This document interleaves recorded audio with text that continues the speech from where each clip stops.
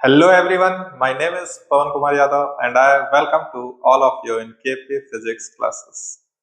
आज हमारा इलेक्ट्रोस्टैटिक्स का लेक्चर नंबर 10 है। तो हम ऑलरेडी कल क्या देखे हैं, डाइपोल के बारे में जाने और डाइपोल की वजह से इलेक्ट्रिक फील्ड देखें। ठीक है, आज हम क्या करने वाले हैं, आज हम डाइपोल को एक्सटर्नल इलेक्ट्रिक फील्ड में रखने वाले हैं और उस पर फिर देखते हैं कि क्या असर होने वाला है। ठीक है, तो चलिए शुरू करते हैं। क्या लिखा हुआ है, dipole in uniform electric field. Uniform है मतलब इलेक्ट्रिक फील्ड का वैल्यू क्या है, हर जगह सेम होगा। बाकी हम आगे देखेंगे कि इलेक्ट्रिक फील्ड यूनिफॉर्म कैसे होता है, नॉन यूनिफॉर्म कैसे होता है। अभी बस समझा देंगे कि ये यूनिफॉर्म है और क्या है नॉन यूनिफॉर्म। यूनिफॉर्म का मतलब समझिए कि हर जगह वैल्यू क्या है इलेक्ट्रिक फील्ड का सेम, और नॉन यूनिफॉर्म का मतलब वेरी कर रहा होगा वैल्यू। ठीक है, तो सेम के लिए क्या है कि कुछ लाइंस हम पैरेलल लाइंस बनाएंगे इलेक्ट्रिक फील्ड के, उनके बीच की जो दूरी होनी चाहिए वो इक्विडिस्टेंट होनी चाहिए, तब हम उसको कैसा बोलते हैं, यूनिफॉर्म इलेक्ट्रिक फील्ड। तो चलिए देखते हैं।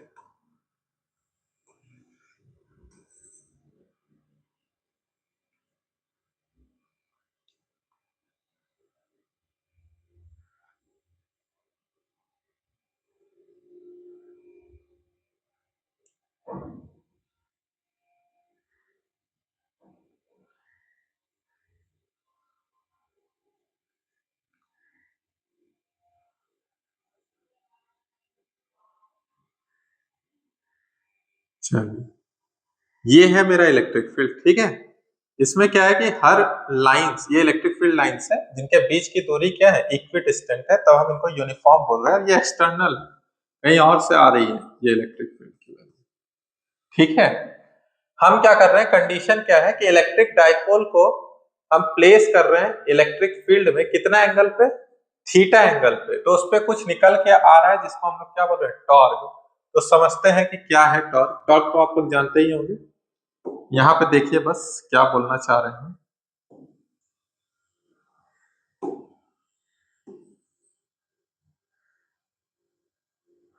ठीक है, देखिए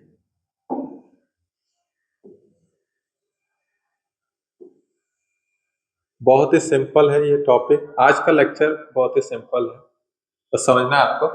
ये क्या है, माइनस क्यू और ये प्लस क्यू, तो डाइपोल है। डाइपोल के बीच का दूरी होता है डी दूरी या 12 दूरी, जो भी आप कंसीडर किए।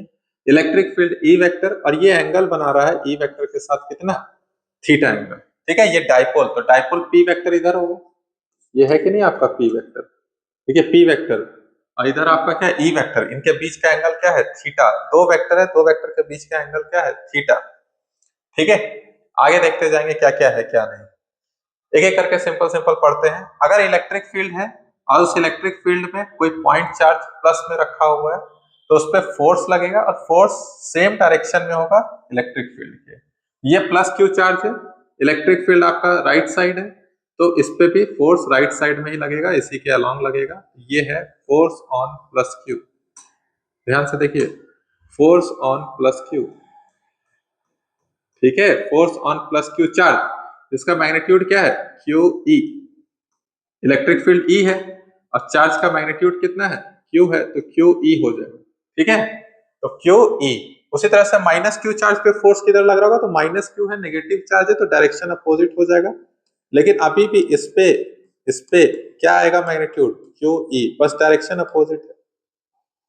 ठीक है, ध्यान से सुनिएगा, यहाँ पे भी इलेक्ट्रिक फील्ड ई है, यहाँ पे भी इलेक्ट्रिक फील्ड ई है, दोनों पे चार्ज मैग्नीट्यूड का क्यू है, बस डायरेक्शन अपोजिट हो जाएगा फोर्स का, बाकी मैग्नीट्यूड सेम ही रहने वाला। F plus Q is equal to F minus Q is equal to Q E. तो अगर हम बोले net force act on dipole, ठीक है, net force act on dipole कितना है, dipole exerted by uniform electric field. Uniform electric field है कितना है, जीरो। प्लस और क्या है इधर, माइनस है। समझ में आ रहा है कि नहीं, नेट फोर्स कितना है, जीरो। ठीक है, अब ध्यान से समझिएगा, ये आपका डाइपोल है, एक तो फोर्स इधर लग रहा है और एक इसके पैरेलल इधर फोर्स लग रहा है। तो जैसे ही आप फोर्स लगाइएगा, तो क्या ये इसी तरह रहेगा क्या, ये अपने पोजीशन को क्या करेगा, मतलब क्या करेगा, वहां से नेट फोर्स तो लग नहीं रहा है, नेट फोर्स लग नहीं रहा है तो आगे तो नहीं चलेगा। तो क्या कर रहा है, ये रोटेट कर जा रहा है। ये क्या कर रहा है, रोटेट कर जा रहा है अपने सेंटर से। क्या कर रहा होगा, ये रोटेट कर जा रहा है। बात समझ में आ रहा है कि नहीं? तो ये डाइपोल क्या कर रहा है, रोटेट कर रहा है, और रोटेट कर रहा है तो क्या आने वाला है, टॉर्क आने वाला है। ठीक है, रोटेट कर रहा है मतलब due to these forces, anti parallel forces, ये जो डाइपोल है वो tends to align along the direction of electric field. किधर अलाइन होना चाह रहा है, along the direction of electric field. तो उसकी वजह से, मतलब किसकी वजह से है, तो वो टॉर्क की वजह से है। तो टॉर्क कैसे निकालते हैं, तो टॉर्क आप लोग को पता होगा। तो बस हम इतना बोल रहे हैं कि यहाँ पे नेट टॉर्क जीरो नहीं है। ठीक है, नेट टॉर्क जीरो नहीं है। क्या जीरो है, नेट फोर्स जीरो है, एफ नेट जीरो है, net torque act on dipole हो रहा है। तो कितना है, कैसे निकालेंगे टॉर्क? तो अगर आप लोग टॉर्क पहले से जानते होंगे, टॉर्क बराबर क्या पढ़े बताइए, आर क्रॉस एफ। अच्छा, मैग्नीट्यूड वाइज क्या पढ़े हैं, तो टॉ आर एफ साइन थीटा पढ़े कि नहीं पढ़े? ठीक है, क्लियर हुआ कि नहीं हुआ?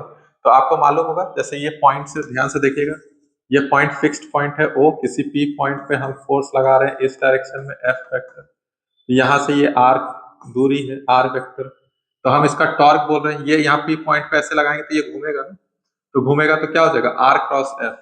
ये ऊपर में आर जा रहा है और एफ इधर है, तो टॉर्क किधर की तरफ आ रहा होगा, बाहर की तरफ आ रहा होगा। ठीक है, आर एफ, तो आर क्रॉस एफ, टॉर्क किधर आ रहा है, बाहर की तरफ आ रहा है। बात समझ में आया? उसी तरीके से हम यहाँ पे भी टॉर्क निकालेंगे। तो टॉर्क कैसे निकालेंगे, तो ध्यान से देखिए निकालने का जो तरीका है। ठीक है, या तो आप क्या कीजिए, एफ को परपेंडिकुलर ले आइए इस आर के, यही है आर, दोनों फोर्सेस के बीच का जो दूरी है, ठीक है आर, तो इसके परपेंडिकुलर फोर्सेस ले आइए। या तो क्या कीजिए, आर को परपेंडिकुलर रख दीजिए। ठीक है, ध्यान से, टॉर्क बराबर आप दोनों केस पढ़े होंगे, आर एफ परपेंडिकुलर या टॉर्क बराबर एफ आर परपेंडिकुलर या आर परपेंडिकुलर एफ, जो भी लिखते हैं। ठीक है, तो हम क्या कर रहे हैं, आर को परपेंडिकुलर ला रहे हैं, दोनों फोर्सेस को पैरेलल कर दीजिए, पहले पैरेलल तो है ही, फोर्स को एक्सटेंड कर रहे हैं। ठीक है, ध्यान से, फोर्स को क्या कर रहे हैं, एक्सटेंड। अब ये दूरी, ये देखिए, ये फोर्स इधर है और एक फोर्स इधर है, दोनों के बीच का दूरी यही है, आर परपेंडिकुलर। ठीक है, अगर ये लेंथ डी है, ठीक है, ये लेंथ क्या है, डी है, तो ये एंगल थीटा है, तो ये भी एंगल क्या हो जाएगा, थीटा। तो आर परपेंडिकुलर क्या हो जाएगा, डी, ये कॉस थीटा है तो ये डी साइन थीटा हो जाएगा। ठीक है, ध्यान से, अब ऐसा लग रहा है कि ये डी साइन थीटा है, इधर क्या कर रहा है, दोनों तरफ से फोर्स कर रहा है, तो हम नेट टॉर्क इस पे देख रहे हैं, तो टॉर्क बराबर क्या होगा, तो मैग्नीट्यूड ऑफ आइदर फोर्सेस, ठीक है, मैग्नीट्यूड ऑफ आइदर फोर्सेस और परपेंडिकुलर डिस्टेंस बिटवीन देम। तो हम क्या कर रहे हैं, एफ इंटू आर परपेंडिकुलर, तो एफ कितना है, क्यू ई है, और आर परपेंडिकुलर का वैल्यू कितना है, डी साइन थीटा है। ठीक है, ध्यान से, अभी क्या है, Q इंटू डी को एक जगह लिखिए और E साइन थीटा। क्यों, ये डाइपोल पढ़ रहे हैं, तो Q into D, Q into D, तो ये डाइपोल मोमेंट ही है, तो क्या हो जाएगा, P E साइन थीटा। तो टॉर्क का मैग्नीट्यूड आ गया कितना, P E sine theta, P E sine theta, magnitude आ गया P E साइन थीटा। और टॉर्क कैसा क्वांटिटी, एक वेक्टर क्वांटिटी ही है, अब वही आ भी रहा है मैग्नीट्यूड वाइज। तो यहाँ पे अब हमको बस ये ध्यान देना है कि जो टॉर्क वेक्टर फॉर्म में होगा उसको P क्रॉस E लिखें कि E क्रॉस P लिखें, ध्यान से समझिएगा। ठीक है, टॉर्क को वेक्टर फॉर्म में P क्रॉस E लिखना है कि E क्रॉस P लिखना है। ठीक है, अच्छा हम ध्यान से देख रहे हैं, क्या बोल रहे हैं कि ये इधर की तरफ मूव कर रहा है, कैसे, क्लॉकवाइज। देखिए ध्यान से, F क्लॉकवाइज मूव कर रहा है, तो जब क्लॉकवाइज मूव करेगा तो टॉर्क किधर की तरफ है, हमारा अंगूठा किधर है, अंदर की तरफ जा रहा है। तो अब हम क्या कर रहे हैं कि एक बार आप P से E की तरफ घुमाइए, हम मतलब फिंगर जो स्ट्रेच किए उसको P से E की तरफ घुमाइए, P की तरफ स्ट्रेच किए, E की तरफ घुमाए, थंब किधर जा रहा है, अंदर। अच्छा, एक बार E की तरफ स्ट्रेच कीजिए, अब P की तरफ घुमाइए, तो थंब किधर आ रहा है, बाहर। तो हमारे हिसाब से क्या सही होगा, तो ये गलत हो जा रहा है और ये क्या हो जा रहा है, सही। कैसे, वापस से देखिए, P vector electric field, P की तरफ फिंगर स्ट्रेच, E की तरफ थीटा है तो उसकी तरफ हम घुमा रहे हैं, मेरा थंब किधर जा रहा है, अंदर की तरफ, यही तो टॉर्क को भी रिप्रेजेंट कर रहा है। इसका मतलब टॉर्क वेक्टर जो है वो कितना आ रहा है, p vector cross v vector, ना कि e vector cross v vector. तो वेक्टर फॉर्म मेरा कौन सा हो गया, tau vector is equal to p vector cross v vector. बात समझ में आया, क्लियर हुआ? तो सिंपल सा था। बाकी मैग्नीट्यूड क्या है, पीई साइन थीटा, कोई दिक्कत? यूनिफॉर्म एक्सटर्नल इलेक्ट्रिक फील्ड में नेट फोर्स डाइपोल पे जीरो होता है, टॉर्क जीरो नहीं होता है। टॉर्क का वैल्यू है P E sine theta, vector form में पी क्रॉस ई होता है। ठीक है, बात समझ में आया? ठीक, चले आगे। अब कुछ इक्विलिब्रियम की बात करते हैं। ठीक है, जब इक्विलिब्रियम की बात करते हैं तो क्या आता है बताइए ध्यान से। अगर हम बोले कि ये डाइपोल जो है वो इक्विलिब्रियम में है, तो इसका मतलब नेट फोर्स तो पहले से जीरो है, और क्या जीरो होना पड़ेगा, नेट टॉर्क को भी क्या होना पड़ेगा, जीरो। नेट फोर्स तो जीरो है, साथ ही साथ टॉर्क नेट को भी क्या होना पड़ेगा, जीरो। तो टॉर्क जीरो कब कब होगा, तो टॉर्क का मैग्नीट्यूड है P E sine theta is equal to zero. ठीक है, बात ध्यान से समझिएगा। पी का वैल्यू कुछ ना कुछ होगा, इलेक्ट्रिक फील्ड का वैल्यू कुछ ना कुछ, तो साइन थीटा जीरो। तो साइन थीटा जीरो कब कब होगा, तो कब कब होगा, या तो थीटा 0 डिग्री हो जाए या तो 180 डिग्री हो जाए। ठीक है, ध्यान से, दो केस आने वाले हैं, या तो थीटा 0 आ जाए या तो थीटा 180। ध्यान से देखिएगा, थीटा 0 डिग्री है, ये दोनों ही केस इक्विलिब्रियम के हैं, क्योंकि यहाँ पे टॉर्क 0 आ रहा है। अब इक्विलिब्रियम में हम पढ़े एक स्टेबल होता है एक अनस्टेबल होता है, बस वही बताने वाले हैं। थीटा कैसा है, 0 डिग्री है। ठीक है, इसका मतलब क्या है कि पी वेक्टर जो है वो पैरेलल है ई वेक्टर के। पी वेक्टर जो है वो पैरेलल है किसके, ई वेक्टर के। ठीक है, अच्छा थीटा 180 डिग्री हो जाएगा तो क्या होगा, थीटा 180 डिग्री होने पे क्या होगा, मतलब क्या है कि पी वेक्टर इधर है और ई वेक्टर इधर है, तो दोनों के बीच का एंगल 180 है, मतलब पी वेक्टर जो है वो एंटी पैरेलल है, एंटी पैरेलल है किसके, ई वेक्टर के। पी वेक्टर जो है वो एंटी पैरेलल है किसके, ई वेक्टर के। तो अब हम यहाँ पे बोले कि दोनों ही केस इक्विलिब्रियम है, एक स्टेबल है और एक अनस्टेबल है। तो ध्यान से समझिएगा कौन स्टेबल और कौन अनस्टेबल है, समझ जाइएगा। जैसे क्या है कि अभी ये पी वेक्टर ऐसे था, ध्यान से, ऐसे है पी वेक्टर, है ना, ऐसे है पी वेक्टर। तो इसको अब हम क्या करें, डिस्टर्ब करें, तो डिस्टर्ब करके हम रोटेट कर रहे हैं इसको इस डायरेक्शन में। ठीक है, कैसा रोटेट किए इसको हम, एंटी क्लॉकवाइज। अगर ये वापस से अपने पोजीशन पे आ जाए, ये वापस से अपने पोजीशन पे आ जाए, तो हम इसको बोलेंगे स्टेबल इक्विलिब्रियम। ये जो पोजीशन है थीटा इज इक्वल टू 0 वो स्टेबल इक्विलिब्रियम का है। ठीक है, ये पी वेक्टर है, इसको हमने क्या किया, एंटी क्लॉकवाइज रोटेट किया। अगर ये क्लॉकवाइज रोटेट होना चाहे वहां पे रिलीज कर दे जाने के बाद और वापस से अपने पोजीशन पे आएगा, तो उसी को स्टेबल इक्विलिब्रियम बोलते हैं। तो यहां से ये वापस अपना आ रहा है कि नहीं देखते हैं, तो फोर्स कहाँ लगेगा, इस डायरेक्शन में, और यहाँ कहाँ लगेगा, अपोजिट डायरेक्शन में। तो जैसे ही हम इसको रोटेट किए ऐसे, लेकिन ये क्या हो रहा है, रीस्टोरिंग टॉर्क लग जा रहा है। ठीक है, ये कौन सा टॉर्क है, रीस्टोरिंग टॉर्क, जो कि अपोजिट डायरेक्शन में एक्ट कर रहा है, मतलब डाइपोल को वापस से उसी की पोजीशन पे लेके जा रहा है, इक्विलिब्रियम पोजीशन पे। तो इस तरह के इक्विलिब्रियम को हम लोग बोलते हैं स्टेबल इक्विलिब्रियम पोजीशन। ठीक है, जब पी वेक्टर पैरेलल होगा ई वेक्टर के, तब किस तरह का इक्विलिब्रियम, स्टेबल। इस केस में क्या होगा, इस केस में भी हम लोग देख लेते हैं। ठीक है, अभी क्या है, पी वेक्टर ऐसे है, इलेक्ट्रिक फील्ड इधर है, इसको भी डिस्टर्ब कर रहे हैं। मान लीजिए क्लॉकवाइज डिस्टर्ब किए इसको, ऐसे डिस्टर्ब किए क्लॉकवाइज, तो क्या है अभी देखिए ध्यान से, माइनस से प्लस आता है, तो ये माइनस चार्ज है और ये क्या है, प्लस चार्ज। तो इस पे फोर्स किधर लगेगा, इस डायरेक्शन पे, इस पे फोर्स किधर लगेगा, इस डायरेक्शन में लगेगा कि नहीं, बात समझ में आ रही है कि नहीं। तो जिधर रोटेट किए तो वापस और उधर रोटेट होते जा रहा है, मतलब कभी भी वो अपने इक्विलिब्रियम पोजीशन पे नहीं आ पा रहा है।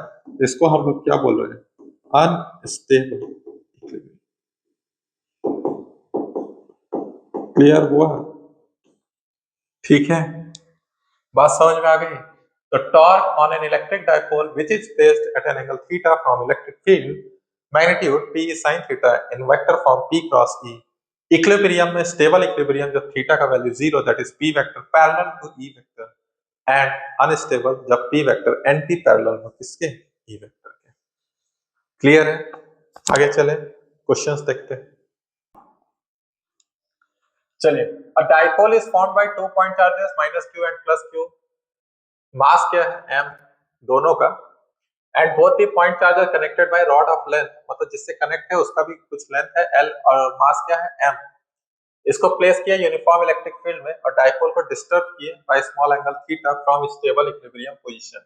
तो अभी देखें कि स्टेबल इक्विलिब्रियम पोजीशन से अगर हम थीटा शिफ्ट करते हैं तो एक रीस्टोरिंग टॉर्क लगता है अपोजिट डायरेक्शन ऑफ थीटा। तो इसका मतलब कि जिधर से शिफ्ट कर रहे हैं वापस से उधर जा रहा है, तो एसएचएम हो रहा होगा ना लगभग। ठीक है, अब होने के लिए क्या दिखाना पड़ता है हमको, तो टॉर्क को हमको दिखाना पड़ेगा। जैसे फोर्स के लिए directly proportional to displacement X आता है कि नहीं, नेगेटिव ऑफ डिस्प्लेसमेंट, और जिधर डिस्प्लेस कर रहे हो उसके अपोजिट डायरेक्शन में फोर्स, उसे टॉ जो होना चाहिए रीस्टोरिंग वाला डायरेक्टली प्रोपोर्शनल टू थीटा होना चाहिए। तो अभी इसको दिखा देंगे, डायरेक्शन हम बता दे रहे हैं। ठीक है, डायरेक्शन में अभी बताए ना, जैसे ध्यान से सुनिए, ये लिखा भी है देखिए, prove that it's motion will be almost SHM, also find its time period. ठीक है, चलिए क्या कह रहा है क्वेश्चन एक बार वापस से देखते हैं, फटाफट देखते हैं। ठीक है, यहाँ रॉड रखा हुआ है, रॉड पे, रॉड का खुद लेंथ l है, मास m है, यहाँ चार्ज -q है, मास m है, यहाँ चार्ज +q है, मास इसका भी m है। ये इलेक्ट्रिक फील्ड है, इसको जैसे ही हम डिस्प्लेस किए एंगल थीटा से, तो ये वाला +q charge along the direction of electric field इसका फोर्स लग रहा है, और ये क्या है, opposite to the direction of electric field. तो क्या है, टॉर्क इज रीस्टोरिंग एक्ट हो रहा है कि नहीं, वापस से उसको इक्विलिब्रियम पोजीशन पे ला रहा है। बस हमको टॉर्क रीस्टोरिंग का मैग्नीट्यूड देखना है। तो मैग्नीट्यूड देखने के लिए हम क्या करेंगे, फॉर्मूला पढ़ चुके हैं कि डाइपोल को अगर यूनिफॉर्म इलेक्ट्रिक फील्ड में रखते हैं तो PE sin थीटा होता है। अच्छा, प्रूव करना था कि tau is directly proportional to theta for SHM। तो SHM तो थीटा तो नहीं है, sin थीटा है, लेकिन यहाँ पे बोल दिया कि स्मॉल एंगल है। थीटा कैसा एंगल है, स्मॉल एंगल है। अगर स्मॉल एंगल होता है थीटा, तो साइन थीटा लगभग किसके बराबर होता है, थीटा के ही बराबर होता है। ठीक है, तो टॉ रीस्टोरिंग जो होगा वो लगभग PE थीटा के ही बराबर हो जाएगा। मतलब P कांस्टेंट, E कांस्टेंट, तो थीटा क्या डायरेक्टली प्रोपोर्शनल हो जाएगा, कौन, टॉर्क। यहाँ से निकाल पा रहे हैं ना कि जो टॉर्क रीस्टोरिंग है वो डायरेक्टली प्रोपोर्शनल टू थीटा है। यहाँ से डायरेक्शन आप देख पा रहे हैं कि नहीं, थीटा क्लॉकवाइज, एंटी क्लॉकवाइज घुमाए तो रीस्टोरिंग क्लॉकवाइज हुआ।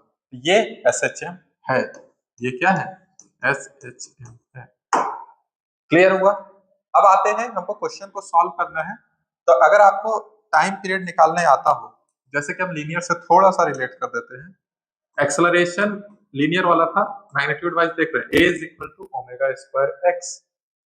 अच्छा, आपको ओमेगा पता ही चल जाएगा, तो ओमेगा अगर पता चल जाएगा तो आप क्या निकाल सकते हैं, 2 पाई बाई टी। तो टाइम पीरियड क्या हो जाता है, 2 pi by omega.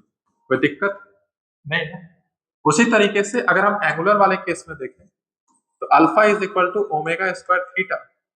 A linear expression, यहाँ अल्फा एंगुलर एक्सप्रेशन, वहाँ एक्स डिस्प्लेसमेंट, यहाँ एंगुलर डिस्प्लेसमेंट, ओमेगा से। तो ओमेगा स्क्वायर जो भी ओमेगा आएगा वो आएगा 2 पाई बाई टी।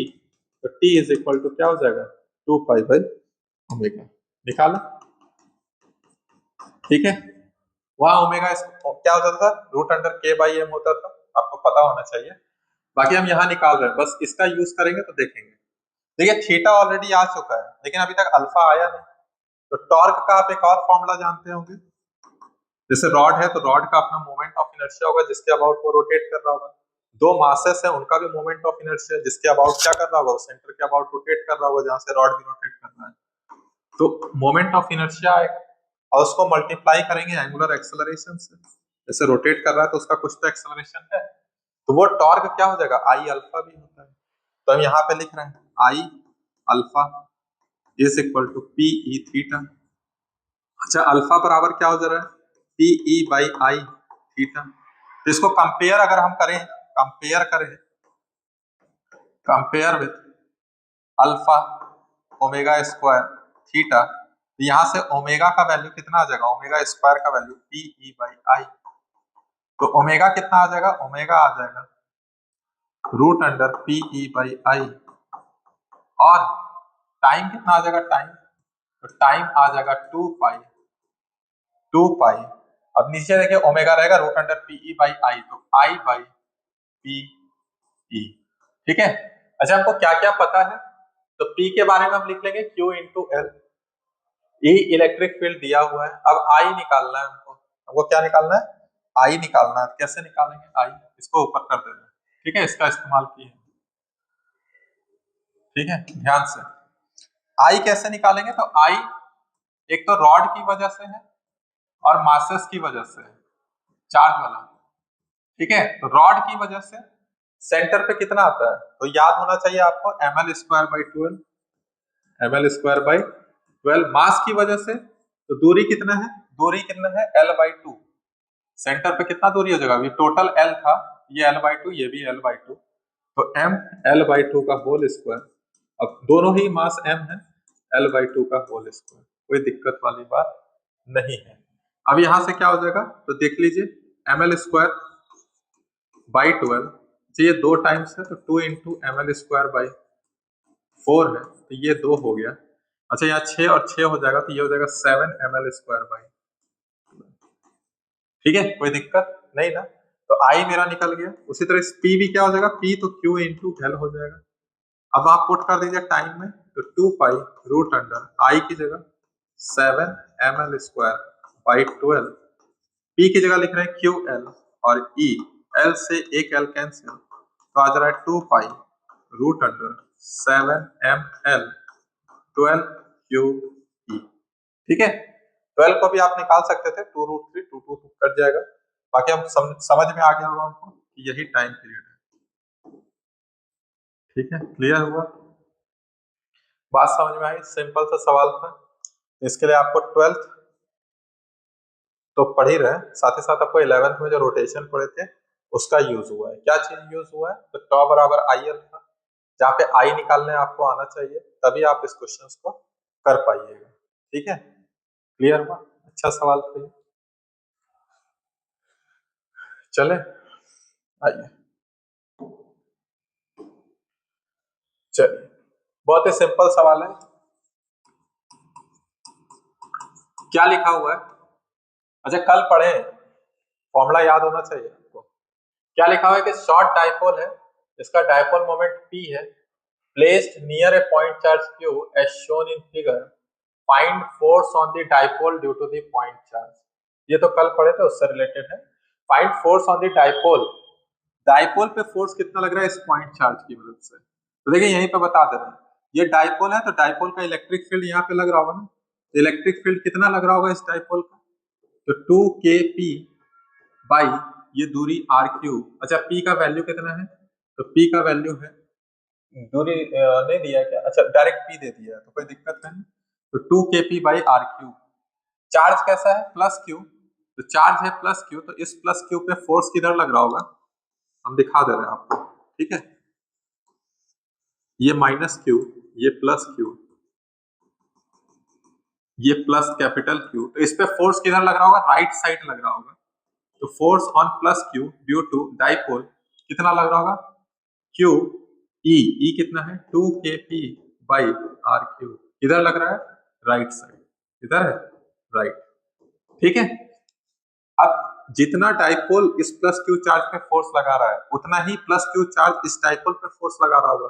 तो किस डायरेक्शन में फोर्स लगा रहा होगा? वो इस डायरेक्शन में फोर्स लगा रहा होगा, जो कि कितना है? Force on dipole due two plus Q charge, जो कि सेम वैल्यू होगा Q 2kp बाई RQ, किस डायरेक्शन में? लेफ्ट से। क्लियर हुआ? तो ये आंसर है मेरा, क्लियर हुआ? ठीक है, बात समझ में आई। चलिए अगला क्वेश्चन देखते हैं।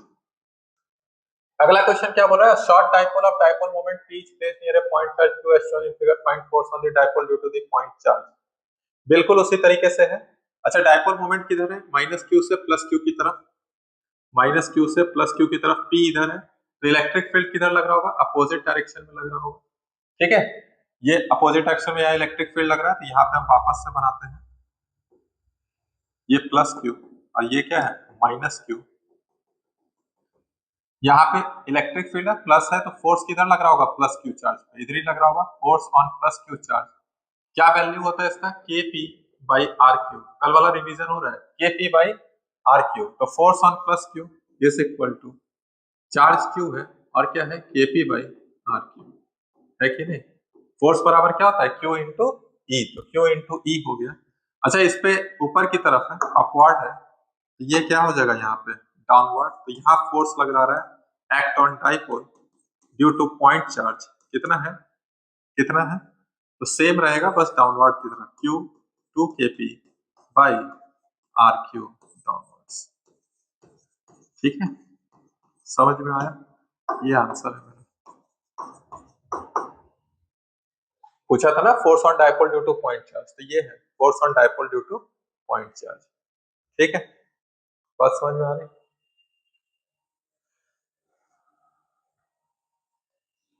चलिए अब देखिए यहाँ पे क्या लिखा हुआ है, डाइपोल इन नॉन यूनिफॉर्म इलेक्ट्रिक फील्ड। ठीक है, डाइपोल प्लेस है नॉन यूनिफॉर्म इलेक्ट्रिक फील्ड, तब क्या होगा वो हम देखते हैं। ठीक है, ध्यान से सुनिएगा। जैसे कि ये डाइपोल है, प्लस क्यू चार्ज है यहाँ पे, और यहाँ पे क्या है, माइनस क्यू चार्ज। ठीक है, एकदम ध्यान से सुनिएगा। यहाँ इलेक्ट्रिक फील्ड है, तो अच्छा इलेक्ट्रिक फील्ड का यहाँ पे वैल्यू अलग होगा और यहाँ पे अलग होगा। हम बोल दे रहे हैं यहाँ पे इलेक्ट्रिक फील्ड का वैल्यू मान लीजिए कुछ ई एक्स है, और यहाँ पे ई एक्स प्लस डी एक्स, मतलब ये एक्स दूरी पे है और ये एक्स प्लस डी एक्स, मतलब इसका लेंथ कितना होगा, डी एक्स। समझिए, ये माइनस क्यू कहीं से एक्स दूरी पे होगा तो इलेक्ट्रिक फील्ड वहां पे एक्स्ट्रा डी एक्स आ गया, तो यहाँ पे electric field E x plus D x हो गया। इलेक्ट्रिक फील्ड यहाँ पे कांस्टेंट नहीं है। क्या अब यहाँ पे जो फोर्स लगने वाला है, मान लीजिए इसी डायरेक्शन में है, तो यहाँ पे जो फोर्स लगने वाला है वो लगेगा Q E x plus D x, यही है ना फोर्स ऑन प्लस क्यू। और यहाँ पे जो फोर्स लगने वाला है, इलेक्ट्रिक फील्ड का डायरेक्शन यही है, हम बोल रहे हैं, बस वो वेरी कर रहा है। ठीक है, not constant, not constant, very कर रहा है। तो यहाँ पे क्या लग रहा होगा, electric field Q E x लग रहा होगा कि नहीं लग रहा होगा, किस पे, force on minus Q charge. ठीक है, अब हम नेट फोर्स ऑन डाइपोल निकाल रहे हैं।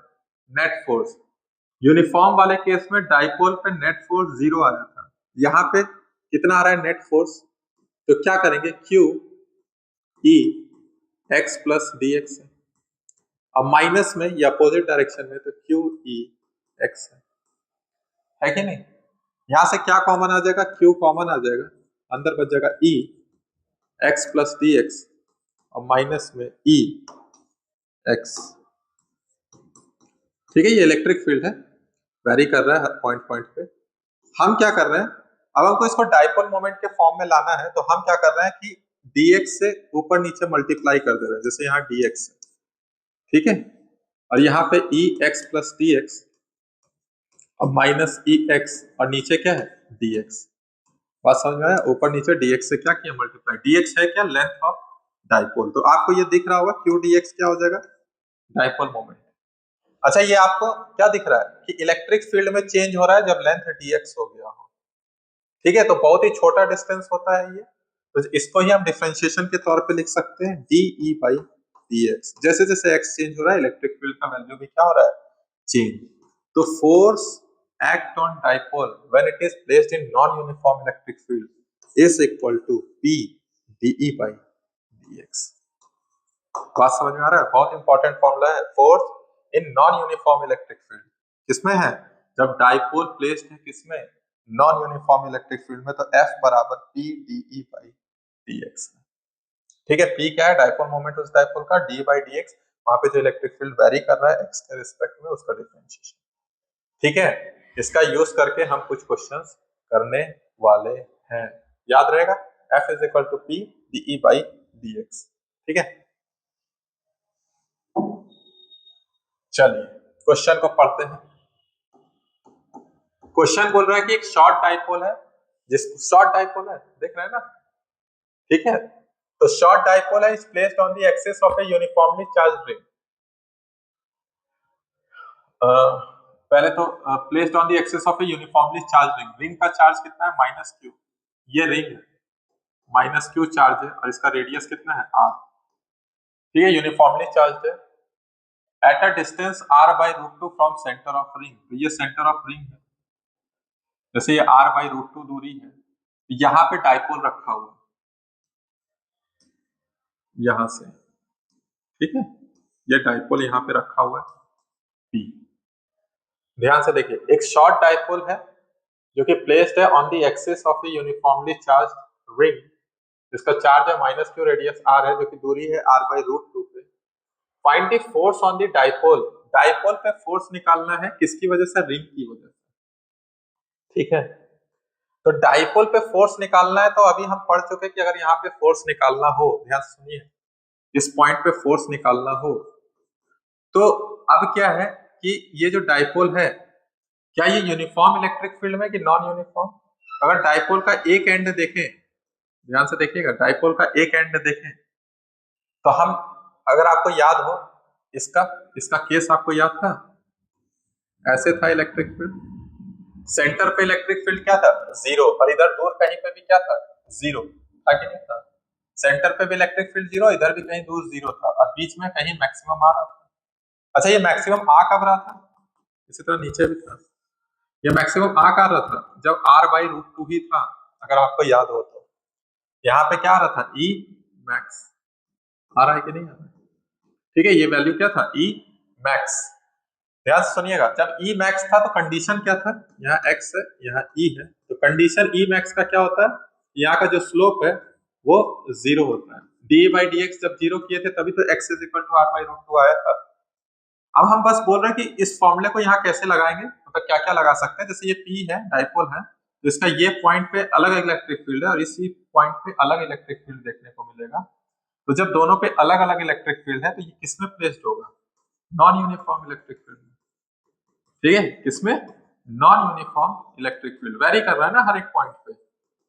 तो dipole non uniform electric field में, तो उस पर फोर्स कितना लगेगा? P dE by dx। अब ये जो इलेक्ट्रिक फील्ड वेरी कर रहा है x के रिस्पेक्ट में, वो कितना दूरी पे पूछ रहा है? r बाई रूट 2 पे। तो at x is equal to r by root 2। अगर हम पढ़े हैं पहले, क्या आता है? E मैक्स, ठीक है। आप निकालना पड़ेगा आपको, यहां से पहले इलेक्ट्रिक फील्ड निकालिए, ठीक है, x डिस्टेंस पे, फिर उसको d बाई डी एक्स कीजिए, फिर r बाई रूट 2 रखिएगा वहां पे, तो आपका वैल्यू दे देके क्या आ जाएगा? जीरो आ जाएगा, क्योंकि वहीं पे तो निकाले थे कि मैक्स कहाँ आता है। तो आपने देखा था x is equal to r by root 2 पे कब किए थे? जब डी बाई डी एक्स को जीरो किए थे। That x is equal to r by root 2, D by D X zero, so force act on dipole भी क्या होगा उस मोमेंट पे? जीरो आएगा। तो आंसर क्या आ जाएगा इसका? जीरो। बात समझ में आई? इसी पॉइंट पे, हर पॉइंट पे नहीं, इस पॉइंट पे। किस पॉइंट पे? r बाई रूट 2 पे फोर्स क्या देखने को मिलेगा? जीरो। क्लियर हुआ? बहुत ही अच्छा सवाल था। ऐसा भी बोल सकता था कि बताइए कि एक डाइपोल रखा हुआ है on the axis of uniformly charged ring, तो वहां पे फोर्स जीरो मिल रहा है, तो बताइए कि कितना दूरी पे डाइपोल रखा होगा सेंटर से। तो आंसर क्या हो जाएगा? r by root 2। तो ये आपको वैल्यू याद होना चाहिए, तो आप तुरंत इस सवाल को निपटा पाएंगे, ठीक है। आइए,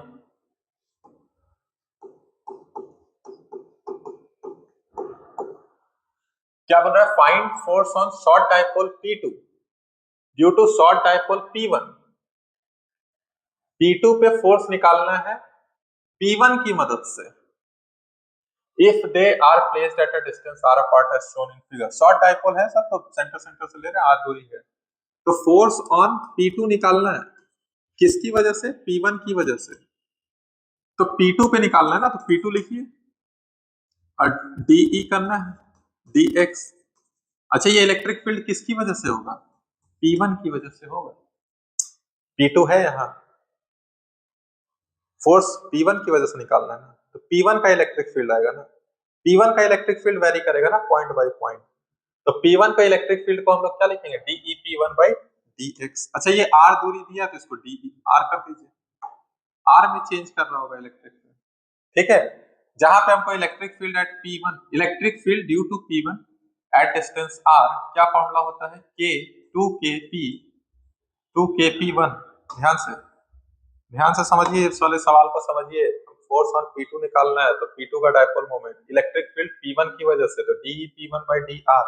electric field P1 at point r on the axis, क्या फॉर्मूला होगा? 2k डाइपोल मोमेंट P1 का और डिवाइड में r का क्यूब। इसको डिफ्रेंशिएट करिए, DE_P1/dr, r के रिस्पेक्ट में। तो जब डिफ्रेंशिएट कीजिएगा तो 2k_P1 तो कांस्टेंट है, 2k_P1 तो कांस्टेंट है, तो r पर पावर -3 है, तो -3 आगे आ जाएगा और r पर पावर -3 + 1 है, तो इसको क्या लिखिएगा, -6k_P1, r -2 है तो नीचे हो जाएगा r का स्क्वायर, नीचे हो जाएगा r का स्क्वायर, तो ये आया DE_P1/dr। ठीक है, इस वैल्यू को हम यहाँ यूज करेंगे, यूज करने पे force act on short dipole P2 due to P1 which is equal to P1 -6k_P1, sorry ये P2 है ना, P2 -6k_P1 r स्क्वायर, ठीक है, r स्क्वायर, स्क्वायर है कि सॉरी स्क्वायर आएगा तो आंसर ही नहीं होगा ना, क्या आना चाहिए, -1 आएगा, ठीक है, स्क्वायर हो जाएगा तो यूनिट ही गायब हो जाएगा, r पर पावर 4 है, क्या है r पर पावर 4, ये -1 होता है, r पर पावर 4, तो क्या हो जाएगा -6k_P1 डिवाइड में r पर पावर 4। अच्छा, माइनस साइन क्या रिप्रेजेंट कर रहा है, तो माइनस बताना चाह रहा है कि ये अट्रैक्ट करेगा, ठीक है, नेगेटिव क्या बताना चाह रहा है कि अट्रैक्ट करेगा। क्लियर हुआ, बात समझ में आया, यहाँ गलती मत कर दीजिए, -3 -1 है तो -4 हो जाएगा, नीचे 4 है, ठीक है, अरे ऊपर में 2 एल आ रहा था ना, तो नीचे 2 रखते तो कट जाता, तो 2 और चाहिए, तो यहाँ से पता चला हमको कि हम गलत किए थे, फिर यहाँ आके देखे सुधारे, तो ये आंसर आ रहा है, ठीक है, समझे। चलिए आज का लास्ट सवाल देख लेते हैं,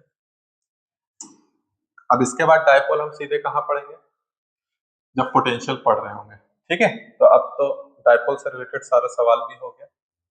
आइए, बोल रहा find force on short dipole P2 due to short dipole P1 if they are placed at a distance r apart as shown in figure, ठीक है, अब क्या हो गया, P1 आपका आ गया कैसे, मतलब इसके लिए ये हर एक पॉइंट इक्वेटोरियल वाला पॉइंट हो गया, तो थोड़ा सा हम देख लेते हैं क्या वही फॉर्मूला लगा सकते हैं कि नहीं लगा सकते, ठीक है, क्योंकि डायरेक्शन तो चाहिए हमको कि किधर लगा रहा होगा, तो थोड़ा सा फॉर्मूला देख लेते हैं। जैसे इस P2 को अगर हम देखना चाहें तो ऐसे दिखा रहा है, तो इधर माइनस है और इधर क्या है, +q है, इलेक्ट्रिक फील्ड नजदीक में ज्यादा होगा और दूर जाने पे इलेक्ट्रिक फील्ड कम होने लगेगा, तो इलेक्ट्रिक फील्ड क्या होगा, जैसे इलेक्ट्रिक फील्ड ये P1 ऊपर है तो इलेक्ट्रिक फील्ड यहाँ कहाँ आएगा, नीचे की तरफ आएगा, तो -q में फोर्स किधर लग रहा होगा, ऊपर की तरफ लग रहा होगा, P1 इधर है ना, इलेक्ट्रिक फील्ड इधर आएगा, इस पे किधर लग रहा होगा फोर्स, ऊपर की तरफ, जो कि ज्यादा होगा किसके कंपैरिजन में, इसके कंपैरिजन में, ठीक है, तो फोर्स ऑन -q जो कि हो जाएगा q, कुछ दूरी होगा ER हम लिख दे रहे हैं, R से अभी चेंज कर रहा है, ठीक है, ER पे, ठीक है, यहाँ पे अगर हम बोल दे रहे हैं तो यहाँ पे क्या हो जाएगा, ER + DR हो जाएगा, ठीक है, dx के टर्म में भी पढ़ सकते हैं, जैसे भी पढ़ना चाहे, -q QER, तो यहाँ पे क्या हो जाएगा QER + DR, तो नेट फोर्स कितना आ रहा है यहाँ पे भी, तो QER -QER + DR, ठीक है, डिवाइड में क्या आ रहा है, डिवाइड में आ रहा है मेरा, डिवाइड में कुछ नहीं आ रहा है, ठीक है,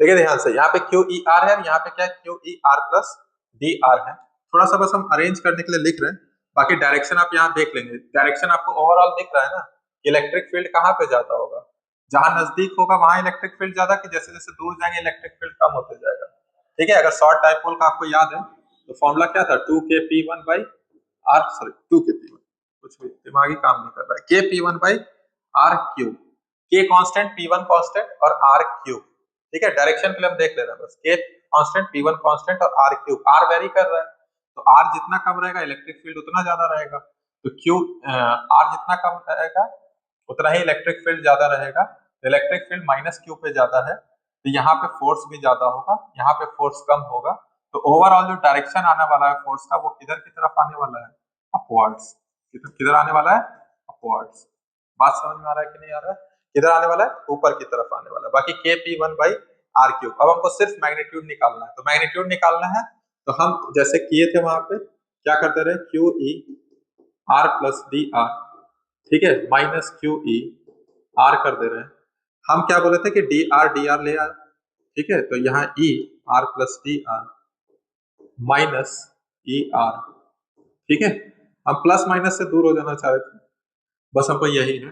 यहाँ पे ये जो दूरी है ये डी आर ही है, तो क्यू डी आर क्या हो जाएगा, क्योंकि दिया होगा कितना है P2 है, तो क्यू डी आर यहाँ पे क्या हो जा रहा है P2 और ये वाला हो जाएगा D E by D R. अच्छा ये इलेक्ट्रिक फील्ड किसकी वजह से है, तो P1 की वजह से। ये मैग्नीट्यूड है, ये क्या है, मैग्नीट्यूड है। डायरेक्शन हम देख लिए फोर्स का, मैग्नीट्यूड है, डायरेक्शन हम देख लिए फोर्स का किधर की तरफ है, ऊपर की तरफ है, तो P2 D E P1 by D R. अच्छा फॉर्मूले में कोई चेंज हुआ है क्या, फॉर्मूला अभी भी बिल्कुल वही है, आप डायरेक्ट भी यूज कर सकते हैं, चाहे आपका एक ही लाइन में डायपोल दिया हो या एक दूसरे के परपेंडिकुलर दिया हो, फॉर्मूला मेरा सेम आने वाला है। क्या फॉर्मूला आया था, P into D E by D R. बाकी आप देख सकते हैं कि हम डायरेक्शन को कैसे निकाल रहे हैं, ठीक है। तो F P2 D E P1 by D R. अब आपको ई P1 के बारे में पता है, तो E P1 electric field due to P1 कितना है बोलिए, KP बाई आर क्यूब है। तो हम यहाँ से D E P1 by D R निकालेंगे, तो इससे क्या फर्क पड़ जाएगा, तो आर क्यूब है तो माइनस 3 KP1 1 है, ये KP1